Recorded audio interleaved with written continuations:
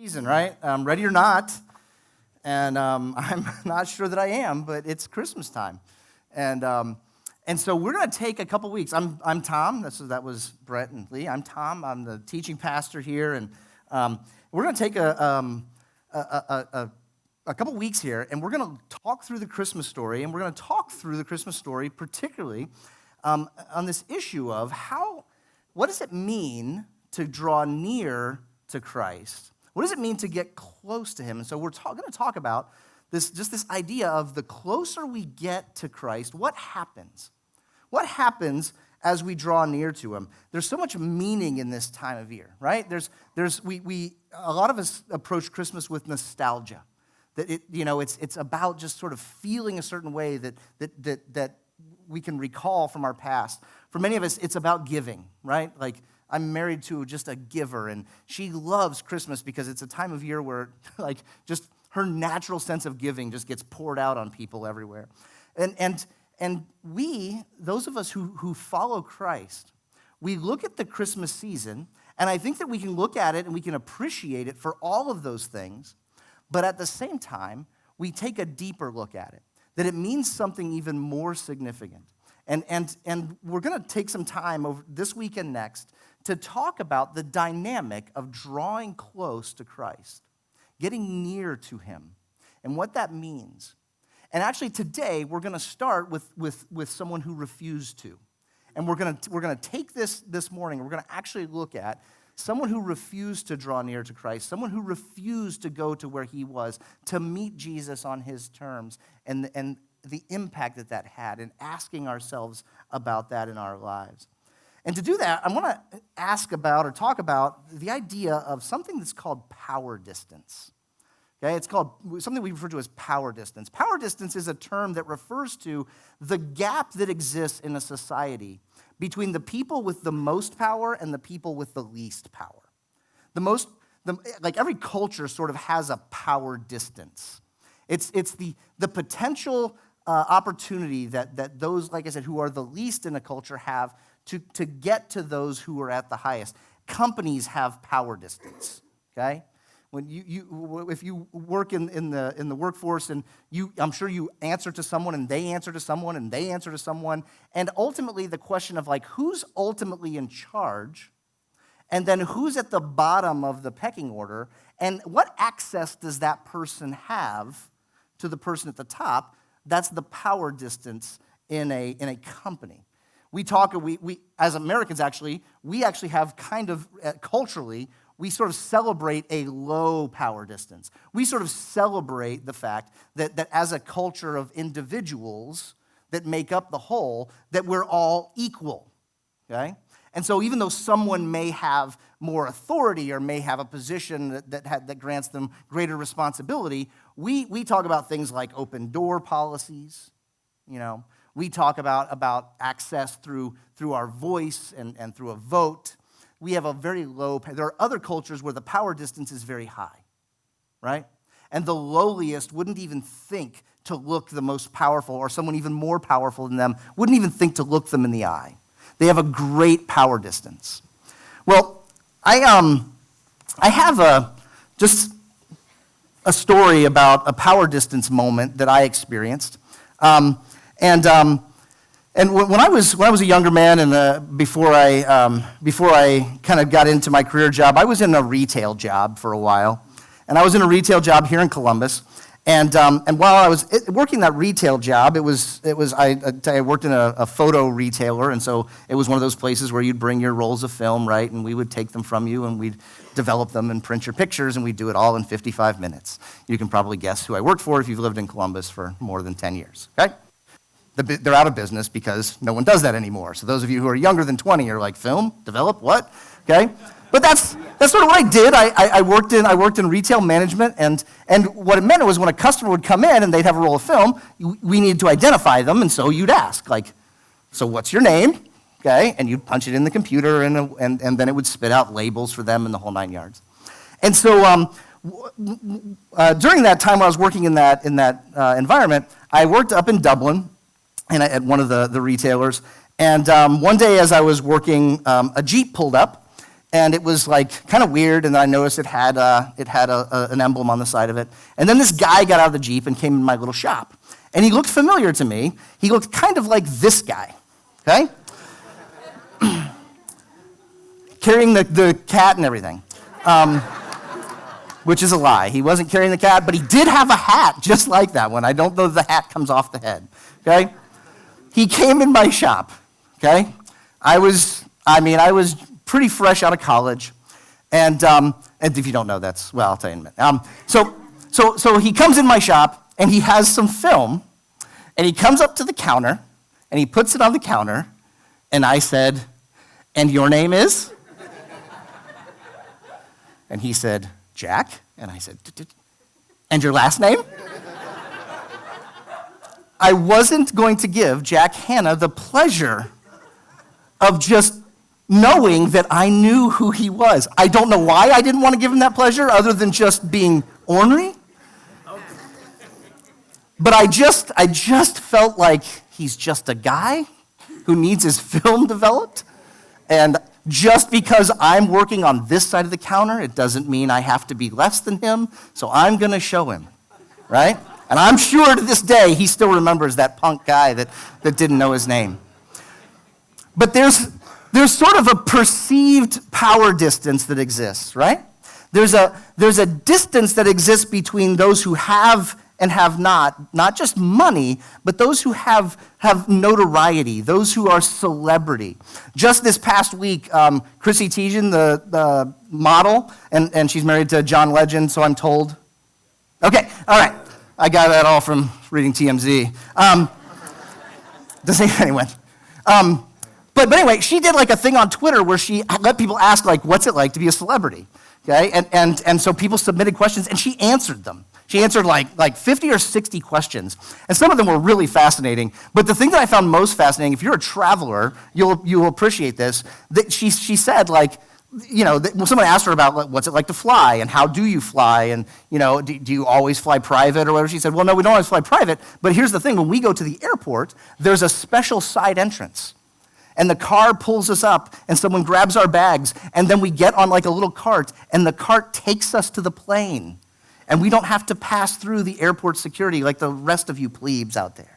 I mean, she didn't say that, but I'm summarizing. But we get fascinated by what it's like to be the other, right? What it's like to have the power, to have the celebrity. And here's the thing. I'm gonna play a card really early here. This is the thing that's fascinating about Christmas, right? Is that in this season, at this time, when we look back and celebrate this moment in history, the power distance between God and man closed. There was none. God took on flesh and came to earth. He became one of us. He lived amongst us. This is the fascinating thing about history. About Christmas, the history of Christmas, the reality that this season, no matter how we come into it and approach it, it exists because the God of the universe took on flesh and became a child, a baby, dependent upon parents to care for him.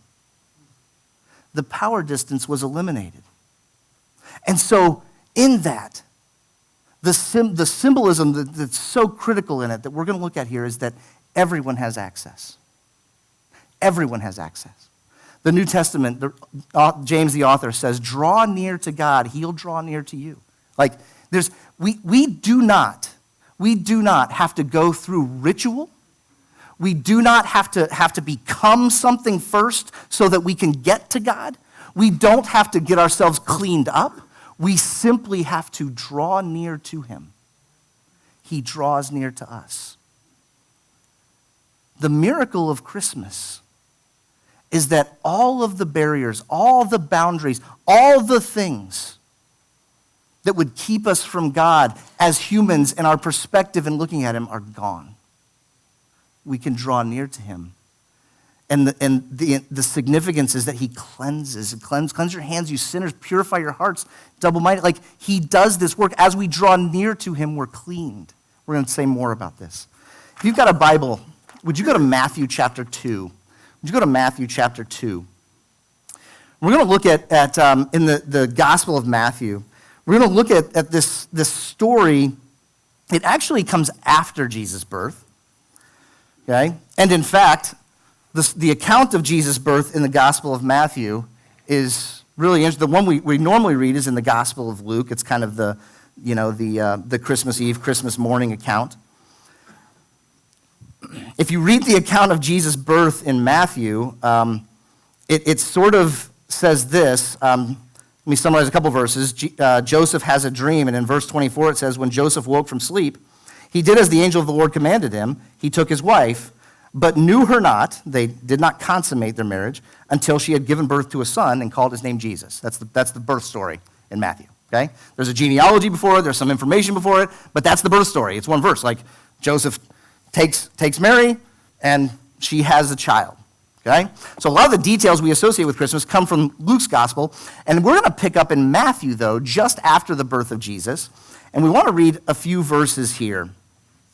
Take a look at Matthew chapter 2, verse 1. It says this, after Jesus was born in Bethlehem in Judea, during the time of King Herod, Magi from the east came to Jerusalem and asked, where is the one who has been born King of the Jews?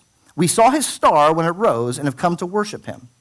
When King Herod heard this, he was disturbed, and all Jerusalem with him. Okay? Now, setting the stage. Herod was at the top of the power structure, okay, for these people. He answered directly to Caesar. Okay? So you could say that apart from the most powerful person in the world at this point in time, he had no barrier between him and that person. Herod was sort of seen by the people as an imposter. Okay, it calls him the king, and there's a line of Herods. If you read the New Testament, you'll see several different Herods. This one is called Herod the Great. Okay, he was like the father and grandfather of the other Herods that you read about in the New Testament. This Herod was the Herod who was really first put an end to all of the rebellion. This is the Herod that consolidated the people together. This is the Herod that had a lot of resources. This is the Herod that built a lot of things. When we see the temple, this is the temple that Jesus approaches. This is Herod's temple. He built that. He built a palace in Jerusalem, though Jerusalem was not his home. He was from south of there, and then he built a city on the sea called Caesarea by the Sea, or Caesarea Maritima. Like, he built it from the ground up. He picked a location. He said, we need to have direct access across the Mediterranean to our people. So he just builds this city from the ground up, and it was a wonder. Okay, it was a wonder. He built all kinds of athletic venues. There's still things that stand today that you can see if you visit this region. Okay, he was a great builder. He was a leader he had consolidated the power, and he answered to no one. He was in charge. Okay, those who came before him, there were always power struggles or wrestling. Even amongst his sons, and then those who came beyond them, there was power struggle after him. But during his period of time, he had consolidated the power. He was in charge. Okay? And so these wise men that we probably are familiar with through the Christmas story, they come and they visit and they come to Jerusalem. And in Jerusalem, they're looking for this one born King of the Jews. Now, it doesn't really tell us necessarily that Herod was there. It doesn't tell us they walked straight into the throne room. It doesn't give us any of those indications. But it does tell us Herod hears about this. Now, you could probably guess how a king who had consolidated power, and at this point in time, this Herod is actually pretty old. Okay? He's going to be dead before we finish reading this chapter. Okay? He was nearing the end of his life. But you could probably imagine how someone who perceived of themselves as the most powerful man in the country, the person who would say that I'm at the top of the heap, I've done everything that I need to do to keep that power in place, and he hears there's a new king of the Jews. Okay? And that verse 3 is no shocker, right? When King Herod heard this, he was disturbed. And then it says, and all of Jerusalem with him. Okay? And all of Jerusalem with him. And this is where we're going to jump off with an idea, okay? And it's an idea that it may be difficult for us to think of ourselves as Herod, but I'm going to ask that we do that for the next few minutes. Because each of us, in some ways, we have certain things that Herod valued. Resources, authority. Maybe it's limited. Maybe certainly I doubt that any of us are as high up on the social order as Herod was. But we have access to resources. We have things that we want to protect. And what do we do when we start to hear that maybe the thing that we want to protect is being questioned? Okay? And I would even say so much, take it this way. What do we do when the very thing that's attacking what we want to protect is Jesus? What happens when we have things in our life that we want to accomplish, that we want to see done, things that we believe we've worked really hard to attain, and then we come up against the reality that Jesus wants to speak into those areas? Could it be career? Or family? Could it be just a way of life? I've arranged my life in a certain way. I've got the comfort that I want. And Jesus steps in and says, but I've got something else for you to do. We're prompted. We're pushed. Someone says something to us that nudges us in places that we're uncomfortable with. And the question is this, and for all of us, is there anything about Jesus that disturbs us? Is there anything about the season of the year when we begin to think about who this child really is there anything about it that's disturbing to us? Or is it just peaceful? Is it just joy? And that may be the case. And I would say this, that if that's the case, there's probably one of two reasons. One is that you're already dialed in with who Jesus is. And you're listening to his voice, and you're saying yes when he calls you to things, and amen. Okay? But I think it's also possible that one reason that it doesn't disturb us is because we're a little bit like Ricky Bobby, right? And we look at Jesus this time of year. And we're so excited because he's this dear 8-pound, 6-ounce newborn baby Jesus, doesn't even know a word yet, right? He's just a little infant, but he's so cuddly, but still omnipotent, right? Like, I know who Jesus is. I've got it down, but I've contained him. Jesus doesn't disturb me because I've put Jesus in his place, and that place is in a manger, and he stays there. He never moves from manger to throne. He stays in the manger.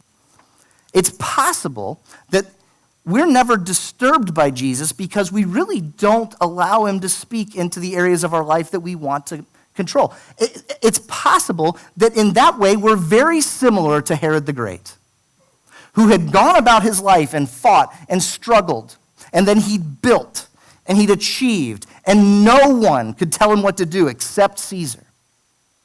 It's possible that we feel a little bit like Herod the Great. I've got what I want. And then along comes Jesus. And he nudges and he pushes and he starts all cuddly and little. But as soon as we start to acknowledge who Jesus really is, it's going to have implications. So keep reading in Matthew 2 with me, would you? So it says, when he, that being Herod, had called together all the people's chief priests and teachers of the law, he asked them where the Messiah was to be born. In Bethlehem, in Judea, they replied, for this is what the prophet has written. But you, Bethlehem, in the land of Judah, are by no means least among the rulers of Judah. For out of you will come a ruler who will shepherd my people Israel. So Herod immediately goes into problem-solving mode, right? Wait, there's another king of the Jews. What am I supposed to do? I'm going to call together any counselor I can think of. Now, there's all kinds of backdrop to this. Herod himself, not really being fully Jewish, wasn't allowed to serve sort of a functional religious role. So there were other chief priests and other religious folks. It's likely he rarely consulted them, okay? But he brings them in at this point in time because they're the experts on this subject, okay? So he brings them in and he asks them, and they cite the prophet Micah in the Old Testament, that Oh, yeah, there's a prophecy. Okay? This feels like it's sort of ripped straight out of like fantasy, right? Like, oh, yeah, there's a prophecy of a coming king. Oh, and he's going to be born in Bethlehem. Now, if they're standing in Jerusalem, that's fascinating because Bethlehem is about 10 kilometers from Jerusalem. It's from here to Dublin. Okay? We're not talking about across the country. It's, for a healthy adult male carrying his armor, it might be like an hour's run from where they're standing. He says, they say, right here in Bethlehem. So keep reading. So this is what Herod does. He's in problem solving, and now he's going to be scheming. Herod calls the Magi secretly and found out from them the exact time the star had appeared. He sent them to Bethlehem and said, "Go and search carefully for the child. As soon as you find him, report to me, so that I too may go and worship him." Okay? Again, we probably know the story. Herod is scheming here. He's plotting. He's been disturbed by new information. He's gone into a problem-solving mode, and the first tool that he's going to use is to try and manipulate and scheme. And so the question for us is, will you and I lie and manipulate to control the disturbance that Jesus creates? Will we try to manipulate? When Jesus moves in, when Jesus becomes more than just the little eight-pound baby in the manger, when we really start to deal with the title of king and the reality of who he is, where do we go from there? And here's the thing. If we go to Jesus, he's going to show us certain things. But if we pull back from him, push him away, we're probably going to respond like Herod did. Herod could have gone to Bethlehem. He could have gone down the road. As I said, it's not that far. He could have gone down there in the afternoon and been back by dinner. But he didn't. He chose to keep his distance. And then in order to handle the situation, in order to keep his life intact, to protect what he had, Herod goes about manipulating, trying to get a situation that's in his favor in a way that he can control the threat to his life. And it's what we so often do. When we keep Jesus at a distance, when we keep him pushed away, one of the things that we often do is lie and manipulate.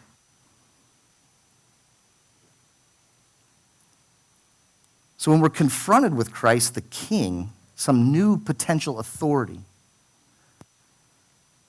what do we do with it? When Jesus steps into relationships that are broken in our lives, and he says, "It's on you." No, I'm happy with the way that I've managed this relationship, Jesus. They're over there, I'm over here, it's all good. And he steps in and he says, "Yeah, but I'm about more than just coexistence. I'm about relationships being mended and reconciliation." What do we say in that situation? And this is the time of year for many of us to do it. For many of us, we bring fond memories of the past to this time of year. But for others, there's hurt and pain that's associated. There's loss. There's distance that we have from people that God's put in our life. And when Jesus steps in and he says, "Can you move towards them? Do you believe that through grace and faith that this situation can be redeemed, can be saved?" If you're like me, I immediately go into the manipulation mode. Yeah, but if I go do that, here's what's going to happen. If I move towards them, they're just going to hurt me again. And so I'm just going to keep it over here and try and control it. What about when he puts a need in our way? Again, it's a time of year where the needs of our community are around us, and it's so easy for us to sort of do things at a distance. But what about when a need becomes real?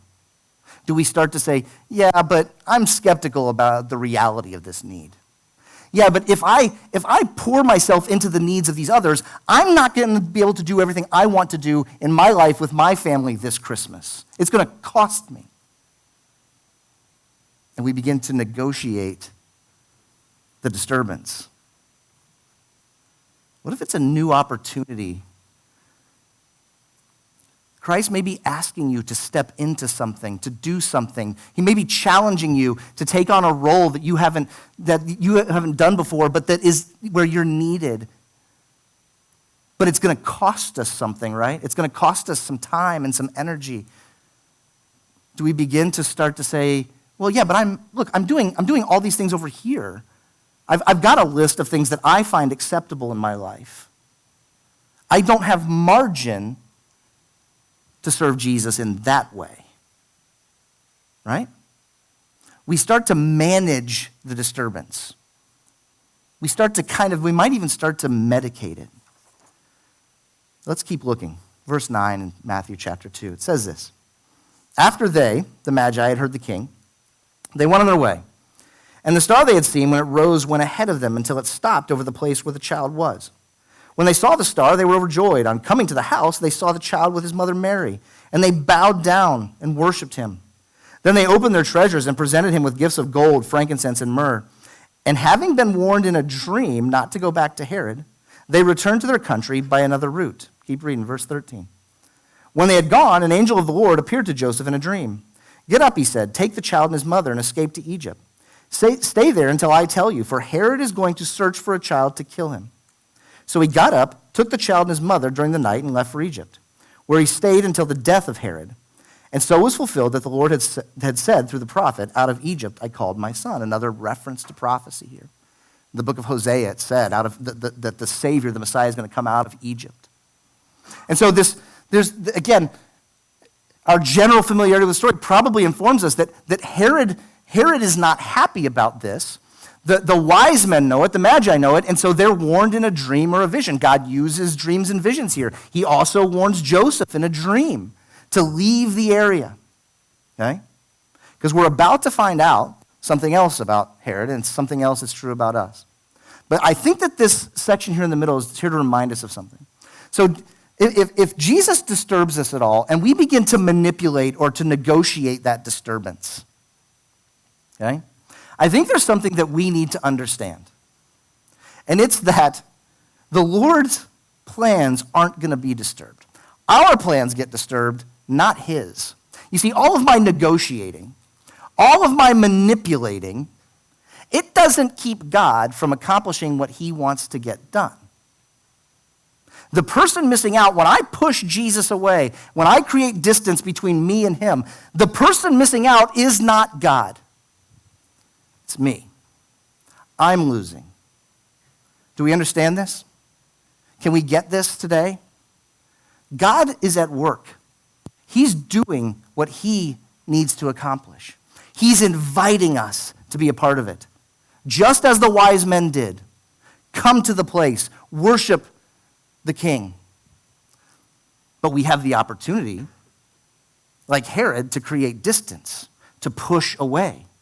But my pushing away doesn't thwart God's plans. God's going to accomplish his plans. He's not going to be disturbed.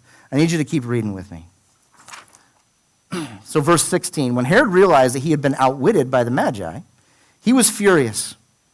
And he gave orders to kill all the boys in Bethlehem and its vicinity who were 2 years old and under. This is where we get a time frame for how much time has passed in this chapter. In accordance with the time that he had learned from the Magi. That's verse 16. Verse 17. Then what was said through the prophet Jeremiah was fulfilled. A voice is heard in Ramah, weeping and great mourning. Rachel weeping for her children, refusing to be comforted because they are no more. And this is the question. How far? Because so Herod puts out, he begins a systematic killing of the boys in this area. Now, here's the truth. I don't have that authority, nor do you, okay? I hope, I assume. And if you did, I would hope and assume that you're not so far gone from Christ that you'd carry it out. But here is the thing. Herod's response, the thing that prompted his action, is equally true about me, and I know that you're capable of it as well. Because when my life is disturbed by Christ, and my manipulative control isn't able to manage it, almost every time I respond with some sort of anger. It may come out of me in a different form. It may come out of you in a different form. We may actually lash out in anger and punish the innocent. Figuratively, we might kick the dog, right? I'd never. Figuratively, right? We may take our anger out on someone else, like Herod does, in a scheme to try and consolidate and keep control. It's possible that we just quit and walk away, right? My manipulation didn't work. I didn't get what I wanted. I've lost control of the situation. I'm going to take my ball and I'm going home. We get a little more sophisticated than little boys in the driveway or girls in the side yard. But we react and respond in anger when we can't manipulate the situation, when we can't control it, when our negotiating doesn't work. And we say, you know what, I'm through. I'm not willing to move towards Christ to resolve this relationship.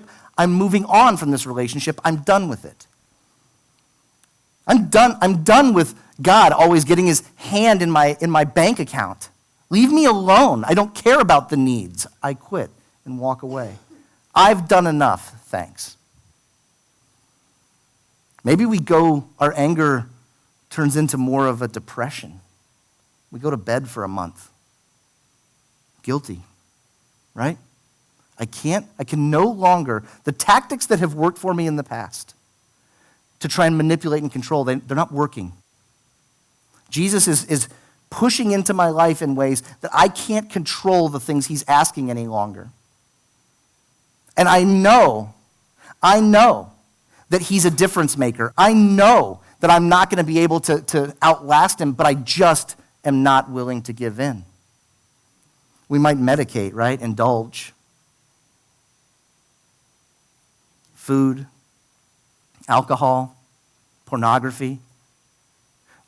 I can't manage it. I don't want to feel it. And so I'm going to go down a path to handle it. Just to deal with it. So that I no longer have to really wrestle with the intrusion that this little baby has brought into my life. When I welcomed you in, it was all so sweet and peaceful and silent. And now it's so loud. And I just want to push it away. I just want it to be gone. I want to be done with it. And the Christmas message is that Jesus is still here. The same Jesus, motivated by love, who entered the world so that we could draw near to him and him to us.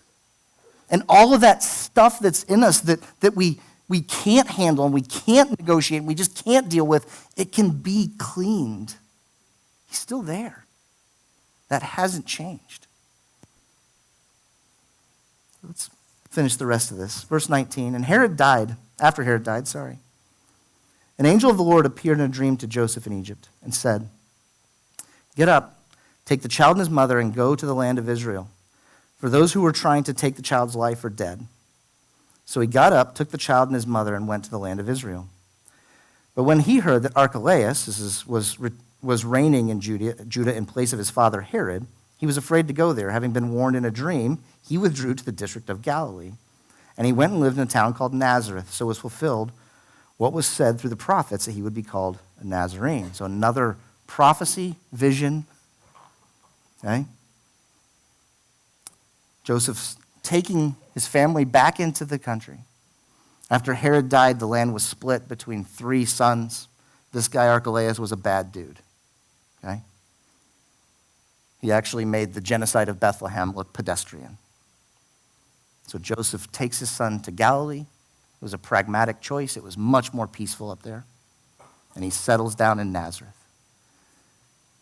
And the rest of the story commences, right?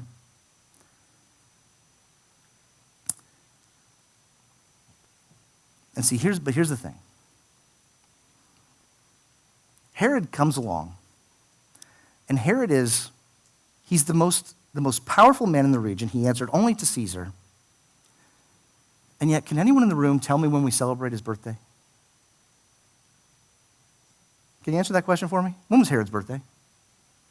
I don't know either. Do you see what's happened? Do you see what's happened?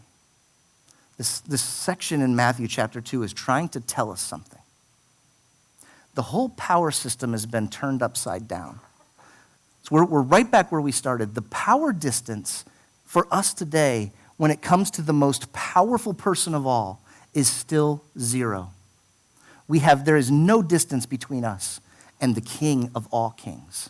There's no distance between us and Jesus. We can enter into relationship with him. We can draw near to him. The distance that we may perceive is simply that, it's perception. The Herods of our world cannot keep us from him. They may try, but the Lord his plans are not going to be disturbed. And so here we are, 10 days from the celebration of the birth of the King. And we have a choice. Just as the wise men had a choice, just as Herod had a choice. Which direction will we move? Which way will we go? During this season, will we keep Jesus right where he is? It's comfortable for us.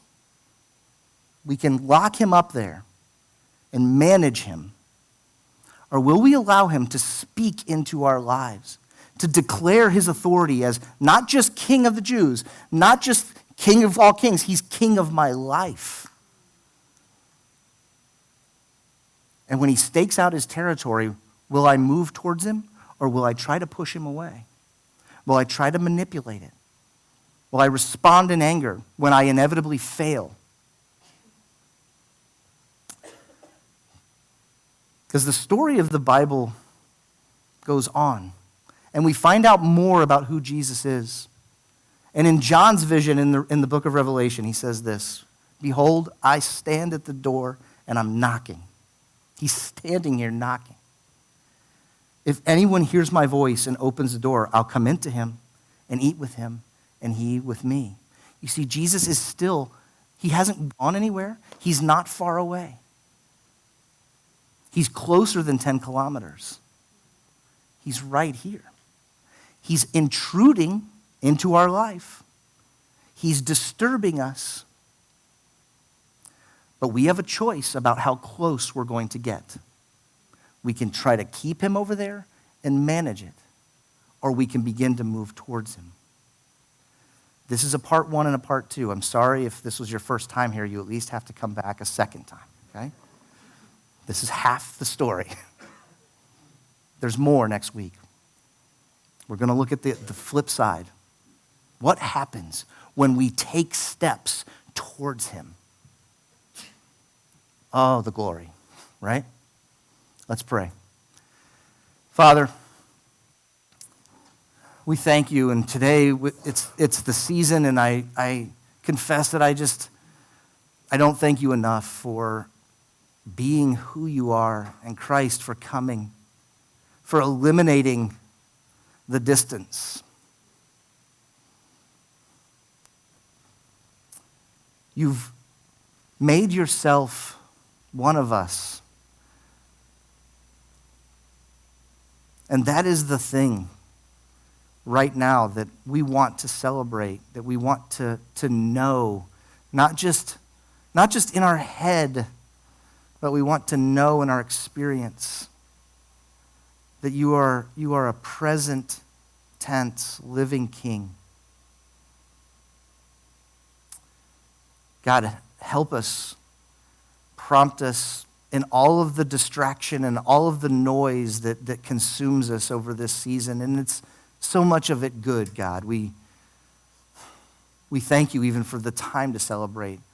But help us in this season, in the midst of it, to move towards you, not to keep you away, to push you aside, but to move towards you. Help us to draw close. We pray all of this in your name, Jesus. Amen.